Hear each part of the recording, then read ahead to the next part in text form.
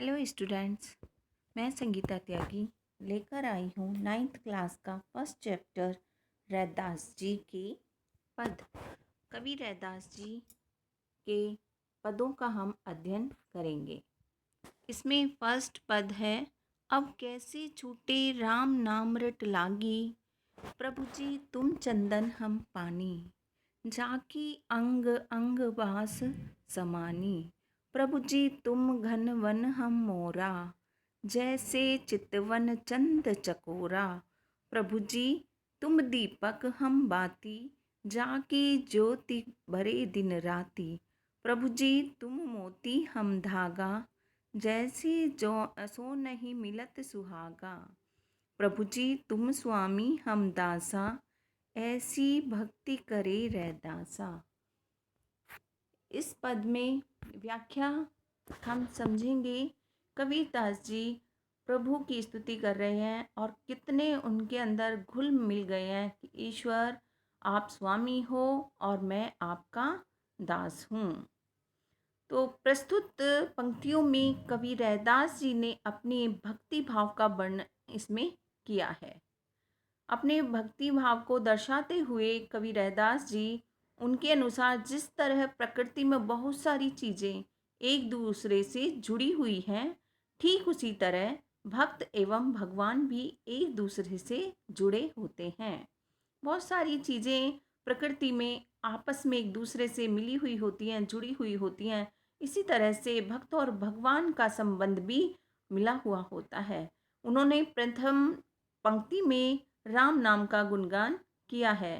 रैदास के पद की इन पंक्तियों में रैदास जी कह रहे हैं कि अगर एक बार राम नाम रट की आदत बन जाती है या लत लग जाती है तो फिर वह कभी नहीं छूटती।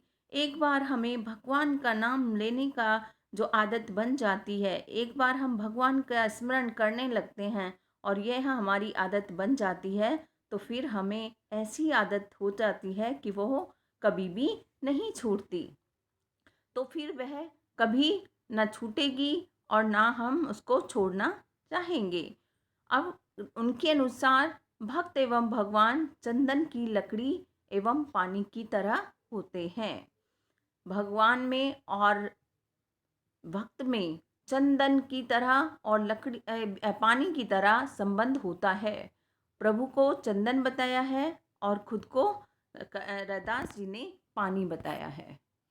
चंदन की लकड़ी को पानी में डालकर छोड़ दिया जाता है तो उसकी सुगंध पानी में फैल जाती है। अगर हम चंदन को पानी में घिसते हैं तो चंदन की खुशबू पानी में भी समा जाती है।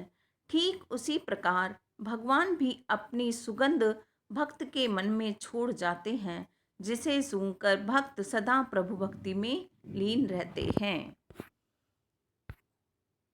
आगे कवि कहते हैं कि जब वर्षा होने वाली होती है और चारों तरफ आकाश में बादल घिर जाते हैं तो जंगल में जो मौजूद मोर होते हैं, उपस्थित मोर होते हैं, अपने पंख फैलाकर नाचे बिना नहीं रह सकते। ठीक उसी प्रकार एक भक्त राम नाम लिए बिना नहीं रह सकता। रैदास जी आगे कहते हैं, जैसे दीपक में बाती जलती है वैसे ही एक भक्त भी प्रभु की भक्ति में जलकर सदा प्रज्वलित होता है।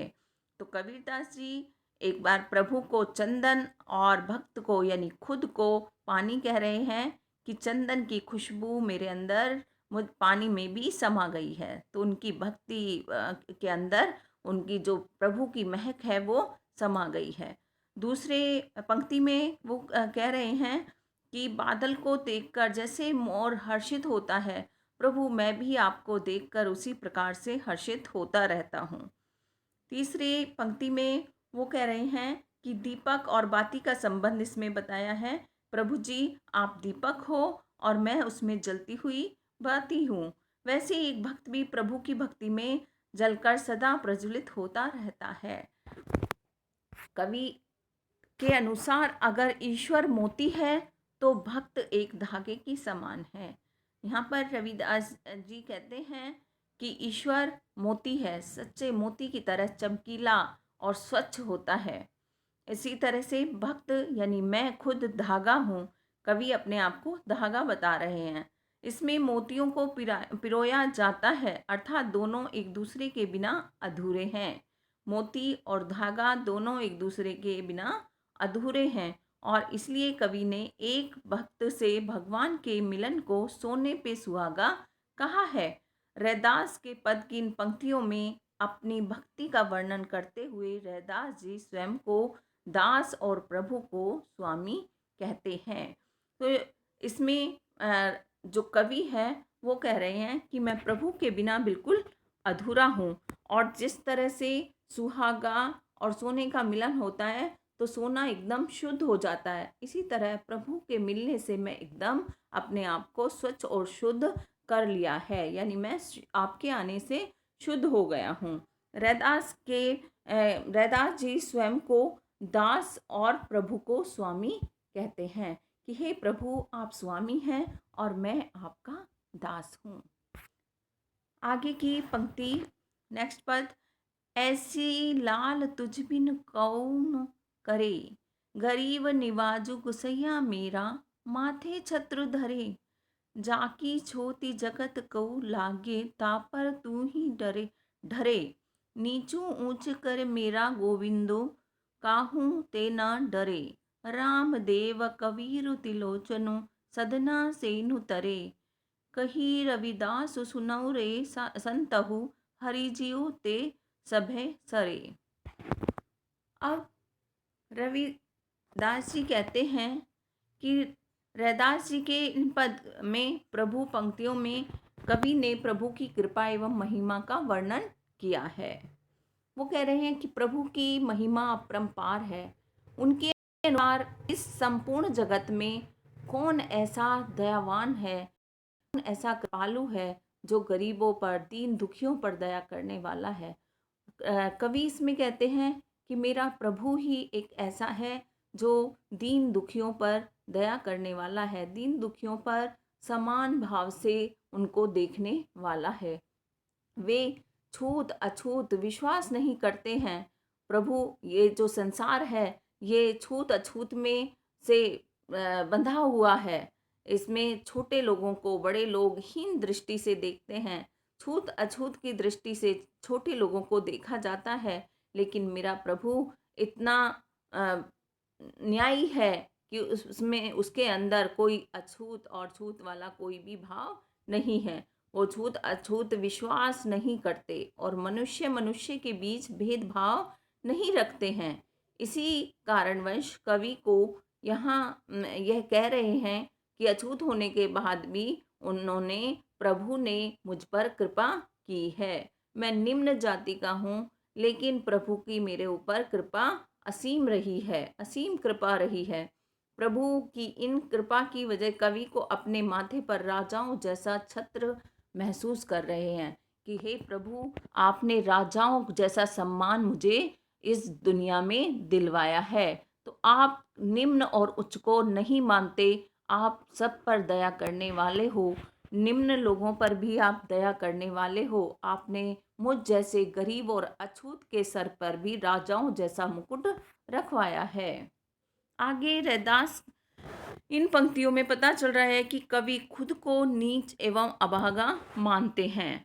कवि रैदास जी अपने आप को नीच और अभागा मानते हैं। उनके बाद भी प्रभु ने उनके ऊपर जो कृपा दिखाई है, कवि उससे फूले नहीं समाते, अर्थात बहुत ज़्यादा प्रसन्न है।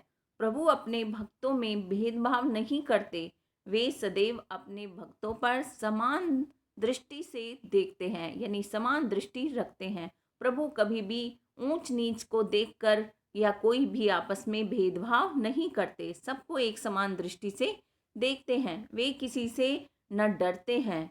प्रभु मेरा कभी किसी से नहीं डरता है एवं अपने सभी भक्तों पर एक समान कृपा करते हैं। कोई भी बिना भेदभाव के अपनी कृपा दृष्टि सभी के ऊपर डालते हैं। प्रभु के इसी गुण की वजह से रामदेव, कबीर जैसे जुलाहे, सदना जैसे कसाई और सैन जैसे नाई एवं त्रिलोचन जैसे सामान्य व्यक्तियों को इतनी ख्याति या प्रसिद्धि प्राप्त हुई है। प्रभु की कृपा से उन्होंने इस संसार रूपी सागर को पार कर लिया।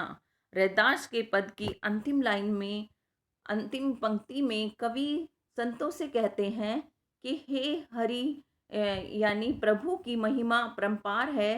हे संतो, कवि कहते हैं कि हे संतो सुनो, मेरे हरि यानी प्रभु की महिमा अपरंपार है। वो कुछ भी कर सकते हैं, उनके लिए कोई भी काम बड़ा नहीं है। वो कोई भी बड़े से बड़ा कार्य कर सकते हैं, वो कुछ भी कर सकते हैं। जिस तरह से हम निम्न लोगों पर, हम अछूतों पर उनकी दया दृष्टि पड़ी है, उसी तरह से वो सबको समान दृष्टि से देखते हैं। धन्यवाद।